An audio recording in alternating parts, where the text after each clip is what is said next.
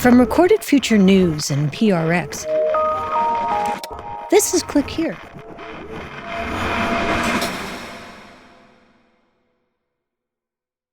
Hey, it's Dina.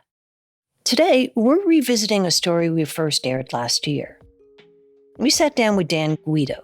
He's a cybersecurity expert, a red team specialist, and someone who's spent years probing the defenses of governments, corporations, and some of the most sophisticated systems in the world. And yet, when it comes to stealing cryptocurrency, he says the weakest link often isn't the technology, it's the person holding the wallet.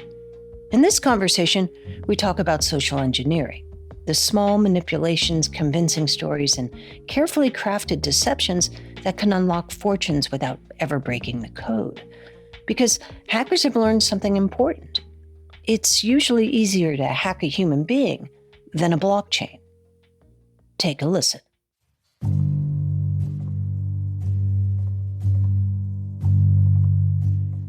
But before we do start a call, I just want to give you an introduction about myself and our team.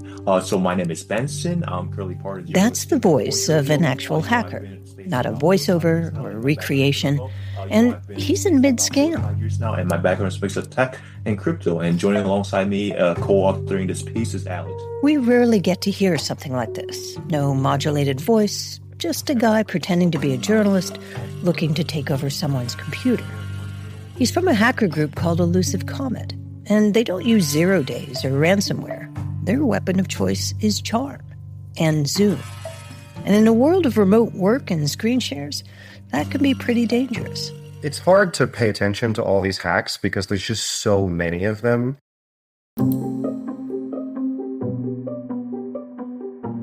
So bringing up an individual this person got hacked. Well, him and 10,000 other people. From Recorded Future News and PRX, this is Click Here, a podcast about how technology is changing everything. I'm Dina Temple-Raston. And today, we talk to one of the people who was targeted by Elusive Comet. He's a cybersecurity expert. He runs red teams. He fights nation-state hackers. And yet, the Elusive Comet hackers took aim at him anyway. Yeah, to any hackers out there listening, not a strategy I would recommend. That's right after the break. Stay with us.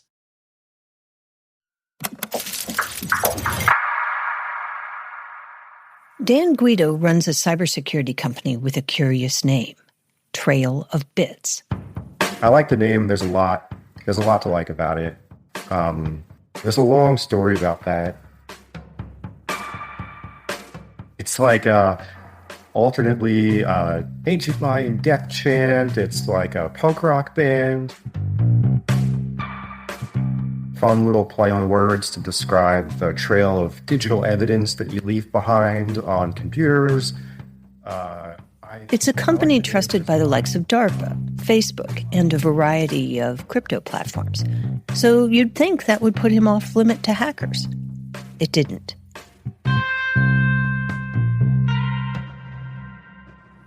Last April, Dan got a message on Twitter. Someone claiming to be a reporter from Bloomberg Crypto wanted to set up an interview over Zoom. Now, Bloomberg Crypto is a real thing, a unit of Bloomberg News focused on digital currencies, blockchain tech, and the billionaires who orbit them. In other words, a perfectly plausible place for someone like Dan to appear. So, at first, he was flattered.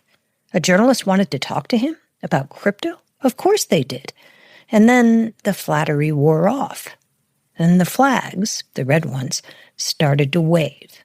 The fact that a Bloomberg News person wouldn't talk over text, wouldn't talk over Signal, wouldn't talk over email. They really insisted on Twitter DMs or Telegram. They said, oh yeah, or we'll do Telegram, which is a huge red flag. And then the email confirmation from a Gmail address, I don't think so. He was pretty sure this guy asking for an interview wasn't on the up and up, but Dan was intrigued. So he agreed to talk to him over Zoom and pulled out an old Chromebook to take the call. And I was ready to join a call and record it on a device that I thought would be impenetrable. But the hackers never showed. So Dan got to work figuring out who had targeted him.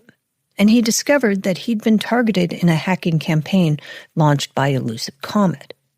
I did figure out what they were up to, which was sort of shocking to me. At the heart of their methods is this, a feature built into Zoom that most users never think twice about. Zoom is a great product. It enables connectivity and interaction with people the world over. And during COVID, it definitely added a ton of value to people's lives. But it has so many features in it that I don't think everyone knows what it can do. Things like remote access. There's actually this IT remote support feature that's built into Zoom that allows somebody else to take control of your screen, your keyboard, your mouse, and basically just sort of look over your shoulder and work on your computer. We've talked about this in the past, in previous episodes. It was just sort of a shockingly easy trick to play that only requires social engineering, and it gets you code execution out the other end. It only takes 2 clicks and looks a lot like some of the day-to-day pop-ups you get on Zoom. You have to go into your system settings in macOS and specifically allow the Zoom application to interact with the computer, record your screen, whatever. But that's a process that I think a lot of people have been sensitized to. And I don't think people know what that really means when they flip those settings. The hackers leverage people's general confusion about technology by adding some expert social engineering. And their first step? Pressure. And they're adding this time pressure of hey, we need to go to recording. Next, some ego stroking. They're saying, you're so important to talk to. We know all the great work that you've done, and this is going to be great exposure for you. It's Bloomberg, it's huge. And they just lean into it and lay it on pretty thick right away. You feel really good about yourself. Somebody finally noticed me. And they use that to get inside your computer without you even knowing. And a lot of people, I think, are willing to take that step and just click these buttons because they don't know what they actually do once they click them. When we come back, we follow Dan into the blockchain trenches, where hackers are hoping to trick their unsuspecting victims into handing over millions. We'll be right back.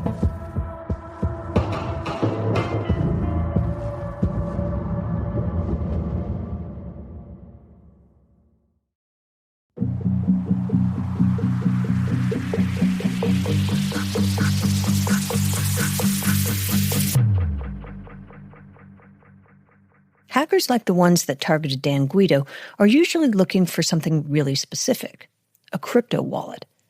And the reason is simple. It potentially offers a way to make a lot of money really fast. The community of attackers out there have realized that if you socially engineer somebody or get malware on their computer, the path to getting a payout is instantaneous. You don't have to navigate through a big company to find the secret formula to Coke, buried 10 levels deep in some Active Directory domain. Instead, you've just got a single person's computer that has a private key on it, and as soon as you read it, you can go grab $2 million. So in the beginning, hackers exploited what used to be a vulnerable corner of crypto wallet tech, something called smart contracts, which sounds like something dreamed up by a Silicon Valley marketing department after a few too many lattes, but really, it's just bits of code. Small, self-executing programs written onto the blockchain that essentially say, if X happens, then do Y. Imagine a vending machine. You put in your dollar, press B7, and you get your nacho cheese Doritos. No cashier, no small talk, no tip. That's a smart contract. I think about them as little finance bots.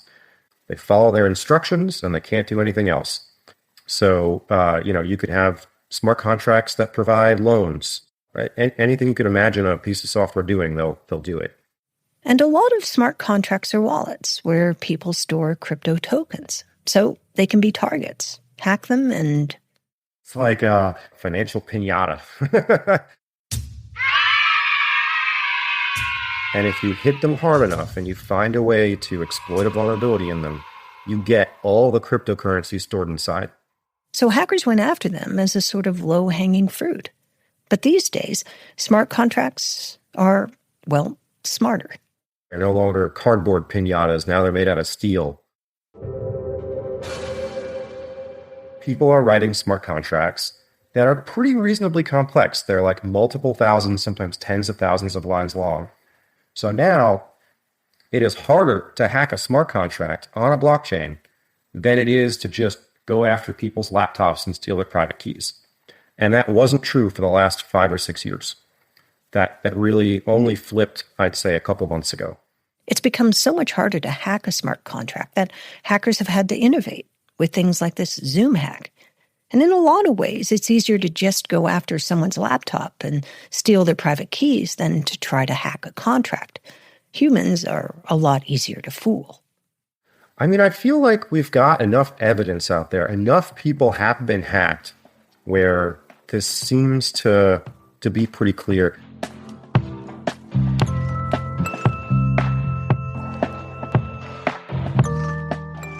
So if you're into crypto, how do you protect yourself? Dan has some words to the wise. The number one piece of advice that I always give is just separate your crypto wallet from the device you use every day. I think a single-purpose device, some cheap Chromebook that you use to access your giant holdings of cryptocurrency is the most appropriate strategy. You shouldn't have $2 million or whatever it is at risk every time you talk to some guy on Discord. Trail of Bits has been getting more calls lately. People in crypto suddenly interested in training around operational security, which is good. But Dan Guido says that's not enough. The effectiveness of these techniques don't really go down. There are always people out there that haven't seen and internalized this information. And, case in point, the Twitter accounts that contacted me, they're still up. They're seemingly still active. They are Twitter accounts you could talk to right now. And I would bet that there have been additional victims from those same 2 Twitter accounts since Trail of Bits published our blog on it. So I don't see a good reason for them to stop unless somebody actually tracks down who they are and literally arrests the people behind it. And in the case of Elusive Comet, Dan thinks arrests may be coming. The FBI is investigating, and the hackers are believed to be based in the West, maybe even somewhere inside the United States. Because while crypto might be mostly anonymous, it isn't completely untraceable. I think the privacy protections on blockchains are notoriously porous, that in a lot of cases where somebody really applies all the effort available to figure out who did what transaction, you can generally track it down. There's also all kinds of operational security mistakes that happen from an attacker perspective, too. If you have a single transaction or a single interaction with some company that you're trying to hack that exposes your identity, that information usually just lives out there forever. You can't take it back. So the likelihood over the long term that these guys get caught is probably pretty high in my mind. So enjoy your stolen cryptocurrency while you can. Because I don't assume that this is going to last forever. So what do we take away from Dan's experience? Maybe it's this. Security threats aren't just about code. They're about human frailties, ego, urgency, a momentary lapse in skepticism. So install all the cybersecurity you want, but also keep your skepticism and that ego of yours in check.